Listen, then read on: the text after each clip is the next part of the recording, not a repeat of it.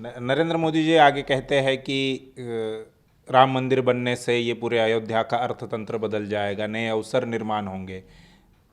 तो क्या ऐसा ऐसा उन्होंने जब सरदार पटेल जी की मूर्ति वहाँ पर लगवाई थी तब भी कहा था कि टूरिज्म भारत में आएगा, विदेशों से लोग आएंगे, अर्थतंत्र बदल जाएगा। लेकिन एक साल, एक डेढ़ साल होने को है, लेकिन फिर भी वहाँ का कुछ अर्थतंत्र बदलते हुए नहीं नहीं दिखाई दे रहा।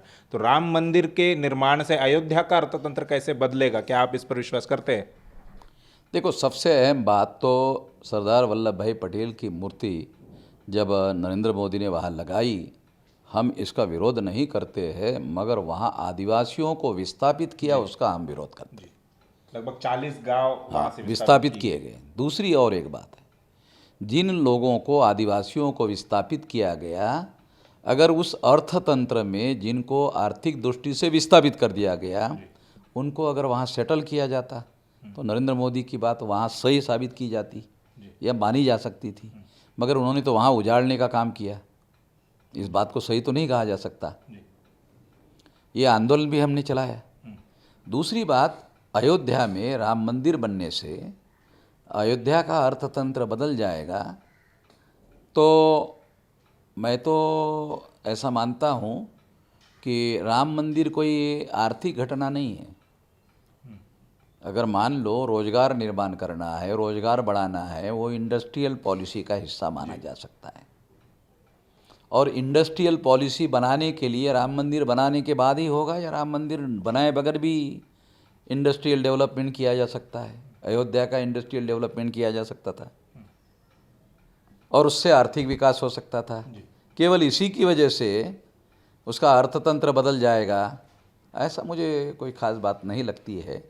क्योंकि इससे भी बड़े बड़े मंदिरों के देवस्थान भारत में है, साउथ इंडिया में भी है, तो उसने बहुत बड़ा अर्थतंत्र बदल दिया। ऐसा कोई उदाहरण उपलब्ध नहीं है पहले।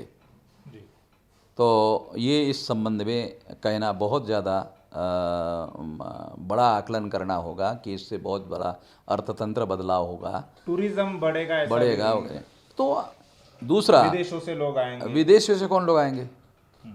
जो विदेशी लोग हैं, वहाँ विदेशी लोग, सबसे बड़ी बात तो भारत से जो ब्राह्मण लोग विदेशी यूनिवर्सिटी में भाषण करने के लिए जाते हैं, तो राम काल्पनिक है ऐसा यूनिवर्सिटी में भाषण देते हैं यहाँ के जो ब्राह्मण जाते हैं। क्यों? क्योंकि उनको मालूम है ये कोई भी बात सवाल पूछेंगे, सबूत मांगेंगे, तो वहाँ तो ये नहीं कहा जा सकता कि आस्था का सवाल है और आस्था के कोई सबूत नहीं हुआ करते, तो वो उनको खदेड़ देंगे, ले जाओ, भग जाओ, सबूत बगैर सबूत के मान लेंगे, गधे लोग हैं हम लोग। तो जब वही ब्राह्मण भारत में आते हैं तो गधे लोगों के सामने कहते इतिहास है, और वहाँ जाकर कहते हैं कल्पना है, रामायण काल्पनिक दृष्टि से लिखा गया है, ऐसा लिखते हैं। तो इस दृष्टि से जो विदेशी लोग इसे काल्पनिक मानते हैं, तो वो लोग भारत में कैसे आएंगे? एक तो विदेशी आएंगे, ये बात सही नहीं है। दूसरी बात, जो विदेश में लोग यहाँ से गए हुए तो अपनी तरक्की करने के लिए गए हुए हैं, और जब वो यहाँ से वहाँ जाते हैं तो वहाँ का समाज जीवन और वहाँ की विचारधारा और वहाँ का प्रभाव बढ़ता है। और वहाँ की नागरिकता ग्रहण करने वाले जो लोग हैं, वो तो अपने को भारतीय मानने से भी इनकार करते हैं। एक आदमी जिसको नोबेल प्राइज़ मिला था, जब नहीं साउथ इंडिया का, तो उसको, तो उसने ऐसे कहा था, नहीं नहीं मैं भारतीय थोड़ी हूँ। उसने अपने को भारतीय मानने से भी इनकार कर दिया था, मैं तो अमेरिकन हूँ। मगर वो मूल रूप से भारत का आदमी है, मगर वहाँ का उसने नागरिकता लेने के बाद में उसने अपने को भारतीय मानने से भी इनकार कर दिया। जो भारतीय मानने से इनकार कर देगा, राम मंदिर के लिए आएगा देखने के लिए? मुझे तो नहीं लगता। और भक्त लोग भारत छोड़कर अमेरिका नहीं जाके रहते, भक्त लोग भारत में। हाँ, वो भक्त लोगों की मजबूरी है यहाँ रहने की, जिनका हाईली एजुकेशन है, जो अमेरिका की अर्थव्यवस्था में कुछ मतलब शेयर कर सकते हैं, ऐसे लोग भारत के विदेश में जाते हैं, ज़्यादा बुद्धिमान लोग। ज़्यादा आर्थिक दृष्टि से समृद्ध लोग वहाँ जाते हैं, वो लोग वापस नहीं आते हैं। तो इसके आधार पर अर्थतंत्र बदलेगा ये भी नहीं माना जा सकता।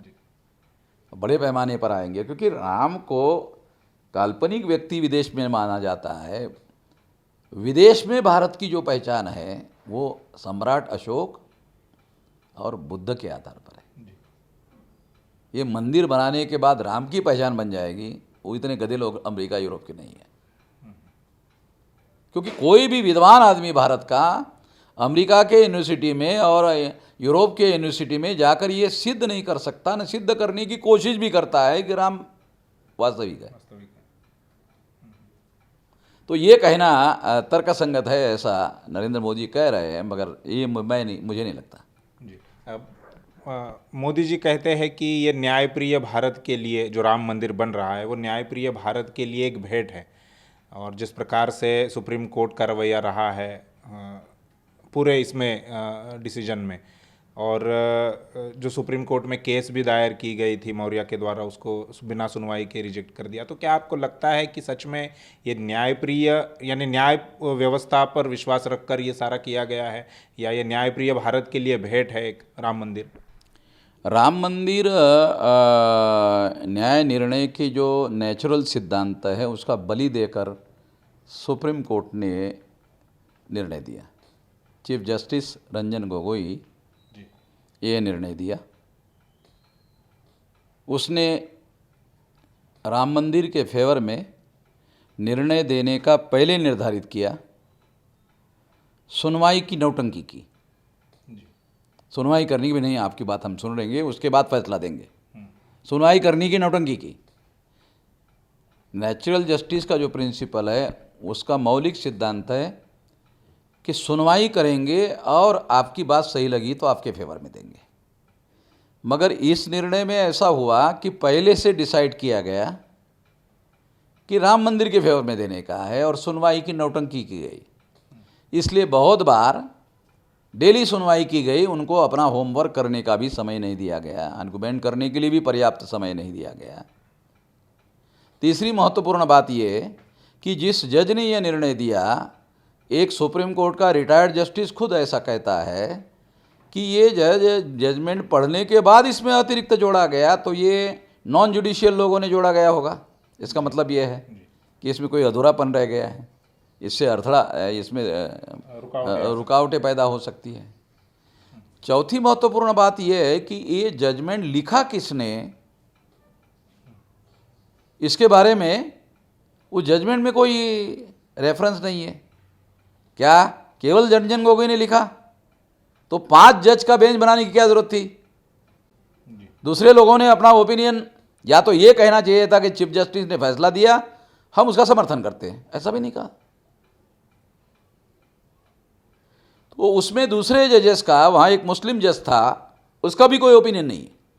ऐसे कैसे हो सकता है कि एक मुस्लिम जज है सुप्रीम कोर्ट का और उसका भी कोई ओपिनियन नहीं है? तो ये नेचुरल जस्टिस का जो प्रिंसिपल है उसका गला घोट कर दिया हुआ निर्णय है। ये निर्णय देने के लिए रंजन गोगोई को राज्यसभा की मेंबरशिप का बख्शीश भी दिया गया है और एक कमेटी का उसको चेयरमैन पद या सदस्य पद भी दिया गया है, ऐसी भी जानकारी मिली है। इवन जो उनके साथी थे, जो 4 लोगों ने जस्टिस मिश्रा के खिलाफ में इकट्ठा आकर बयान दिया था, उसमें जो रंजन गोगोई भी थे, उसके साथ जो साथी थे उन्होंने भी इसका विरोध किया है। ये तो नहीं कहा जा सकता कि उनको समझ नहीं थी, बल्कि वो ज़्यादा सीनियर थे रंजन गोगोई जूनियर था। अगर वो जूनियर नहीं होता तो चीफ जस्टिस नहीं होता। वो जूनियर था उन लोगों से, इसलिए वो पीछे रहा, इसलिए चीफ जस्टिस बना। इसलिए वो सीनियर जो रिटायर्ड हो गए। हाँ, इसका मतलब वो सीनियर लोग थे, इसलिए उनको जुडिशरी का कुछ समझ में नहीं आता, ऐसा तो नहीं कहा जा सकता। तो इसलिए ये बात निश्चित रूप से कही जा सकती है कि ये गला घोटकर, नेचुरल जस्टिस का जो प्रिंसिपल है उसका गला घोटकर ये फैसला दिया गया है। जो आर्कियोलॉजिकल एविडेंस है उसके आधार पर जो विनीत मौर्य ने केस दायर की थी उसकी भी सुनवाई नहीं की गई। सुनवाई करने का वादा करने के बाद भी सुनवाई नहीं की गई, गला घोट कर निर्णय दिया गया। इसलिए ये न्याय के लिए भेंट होगी। ये तो न्याय करने के पहले, भविष्य में तुम न्याय करोगे उसके पहले ही गला घोटने का काम किया। जिसकी शुरुआत ही गला घोटने से शुरू हुई, न्याय का गला घोटने शुरू हुई, उसका अंत जो है वो इससे भी ज़्यादा बुरा होगा। इसके लिए समस्त भारतवासियों को जल्दी से जल्दी सावधान होना चाहिए। परिस्थितियाँ बहुत ज़्यादा डिरील होते जा रही है, लगातार होते जा रही है। ये बहुत गंभीर मामला है, इसलिए ये नहीं माना जा सकता। तीसरी अहम और महत्वपूर्ण बात है कि जिस पुष्यमित्र शुंग को राम बनाकर रामायण में पेश किया गया, उसने हत्या की थी। पुष्यमित्र शुंग ने सम्राट बृहदत्त मौर्य की हत्या की थी। और दूसरा, रामायण जो लिखा गया, उस रामायण में राम ने शंभुक की हत्या की। तो राम का जो प्रतीक है वो प्रतीक न्याय का द्योतक है, ये कहना ये नहीं माना जा सकता। इसे तर्कसंगत हिस्टोरिकल आधार पर इसे सच नहीं माना जा सकता कि न्याय के लिए भेंट होगी, ऐसा नहीं माना जा सकता। और मैं इस बात को मानने के लिए तैयार नहीं हूँ। मोदी जी कहते हैं कि सभी मर्यादाओं का पालन करते हुए ये मंदिर निर्माण का कार्य किया जा रहा है, तो क्या आपको लगता है कि ये सभी मर्यादाओं का पालन हो रहा है केंद्र सरकार की तरफ से या न्यायपालिका की तरफ से? न्यायपालिका की तरफ से मर्यादा का पालन नहीं किया गया, सरकार की तरफ से पालन नहीं किया गया। एक राष्ट्र प्रमुख को किसी एक धर्म विशेष को प्रमोट करने का कार्य भारत के संविधान के विरोध में है, उस मर्यादा का भी उल्लंघन नरेंद्र मोदी ने किया। और नरेंद्र मोदी देश का केंद्र सरकार का वो प्रमुख है जी। और वो जाकर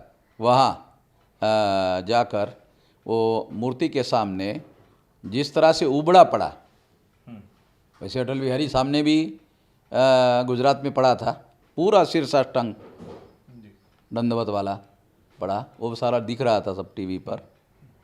तो ये एक धर्म विशेष को प्रमोट करने का काम किया जा रहा है जो भारत के संविधान के लेटर एंड स्पिरिट विरुद्ध में है। और ये सभी प्रकार की मर्यादाओं का उल्लंघन हुआ है। राम का जो प्रतीक है वो मर्यादाओं के उल्लंघन पर ही खड़ा है, मगर ब्राह्मणों के दृष्टि से राम मर्यादा पुरुषोत्तम है। वो इसलिए है कि जिन मौर्यों को वर्ण व्यवस्था में ये लोग शूद्र मानते थे, पुष्यमित्र शुंग ने उसकी हत्या की। वो पुष्यमित्र शुंग अगर रामायण में राम है, उसने भी हत्या की और रामायण में शूद्र शंभुक की हत्या की। ये प्रतीकात्मक रूप से दिखाया गया है जी। एक इतिहास में भी है, एक रामायण में भी है, दोनों जगह दिखाया गया है प्रतीकात्मक रूप से। तो वर्ण व्यवस्था का जो मर्यादा है राम ने पालन किया, इसलिए ब्राह्मणों ने राम को मर्यादा पुरुषोत्तम की बड़ी पदवी दी। उस समय मर्यादा पुरुषोत्तम भारत रत्न से बड़ी पदवी थी, और ये बड़ी पदवी जो है ब्राह्मणों के लिए राम काम कर रहा है, इसलिए ब्राह्मणों ने दी, क्योंकि वो वर्ण व्यवस्था के तहत शूद्र शंभुक को तपस्या करने का अधिकार नहीं है, इसलिए राम ने उसकी हत्या की। और शूद्र शंभुक कौन है? वो आज का 52% वाला ओबीसी है, क्योंकि शेड्यूल कास्ट तो अछूत है, वो वर्ण व्यवस्था के बाहर के लोग हैं। वर्ण व्यवस्था के अंदर जो शूद्र है वही वर्ण व्यवस्था के अंदर जो शूद्र है वही मंडल कमीशन में ओबीसी है। तो ये बात जो है इस दृष्टि से राम जो है मर्यादा पुरुषोत्तम ऐसा कहा जा सकता है उसके दृष्टि से जी। मोदी जी ये भी कहते हैं कि भगवान बुद्ध भी राम से जुड़े हुए हैं, उनका उस भाषण में एक स्टेटमेंट है। आप कितना सहमत हैं उनके इस स्टेटमेंट से? नहीं, एक दृष्टि से नरेंद्र मोदी के ये बात से एक दृष्टिकोण से सहमत हुआ जा सकता है। वो दृष्टि ये है कि जिस ज़मीन पर ये राम मंदिर बनाया जा रहा है राम मंदिर, उस जमीन के नीचे बुद्ध स्तूप था, उस दृष्टि से उसको डिस्ट्रॉय किया गया। इससे तो जुड़े हुए हैं, ये दृष्टिकोण से जी जुड़े हुए। जो 70 एकड़ जगह है लगभग, 2.77 का फैसला केवल दिया है सुप्रीम कोर्ट ने, जी 70 एकड़ का नहीं, वो तो केंद्र सरकार ने उसको हैंड ओवर किया है। वो सारी की सारी भूमि जो है वो बुद्ध भूमि है। वो सारा जो प्लॉट है 70 एकड़ का, वो सारा का सारा बुद्ध है, क्योंकि वहाँ बहुत बड़ा विहार था, संगाराम था, 3000 भिक्षु निवास करते थे, और बुद्ध 16 साल तक साकेत में वर्षावास करने के लिए वहाँ आए थे। हिस्टोरिकल एविडेंस, ये सामान्य बात नहीं है। तो इसीलिए वहाँ बुद्ध स्तूप बनाया गया था। और बुद्ध स्तूप कौन से समय में क्या बनाए गए उसके भी सारे के सारे एविडेंस अवेलेबल है। तो इस दृष्टि से नरेंद्र मोदी का ये कहना है, इस दृष्टि से कि बुद्ध भी राम से जुड़े हुए हैं, ये ऐसे कहा जा सकता है। अन्यथा ये तो अतिक्रमण है। इस दृष्टि से तो सही है। दूसरी एक और बात है कि जो जातक कथाएं हैं, उन जातक कथाओं में एक दशरथ जातक कथा है। वहाँ दशरथ जातक कथा में जो प्रतिक्रांति के पूर्व है, और ईसा पूर्व 185 के पूर्व की बात है ये। और उस समय जो दशरथ जातक है, उस दशरथ जातक में राम जो है दशरथ के पुत्र दिखाए गए हैं, राम को जी। मगर उस राम को बोधिसत्व राम बताया गया है। ये घटना 800, 900, 1000 साल पहले की घटना है, जब रामायण लिखा गया। रामायण लिखा गया उससे 700-800 साल, 900 साल या 1000 साल पहले की है जातक कथा का। और इस हिसाब से रामायण जब गुप्त काल में लिखा गया तो लिखने के लिए एक चोरी की गई ब्राह्मणों ने, क्योंकि रामायण ब्राह्मणों ने लिखा है। कोई कुछ भी कहता रहे, मगर रामायण ब्राह्मण ने लिखा। एक ब्राह्मण ऐसा कहता है कि वो ब्राह्मण का नाम अग्नि शर्मा है, अग्नि शर्मा है जी। हाँ, उसको हमने सबूत पूछा तो बताया नहीं, मगर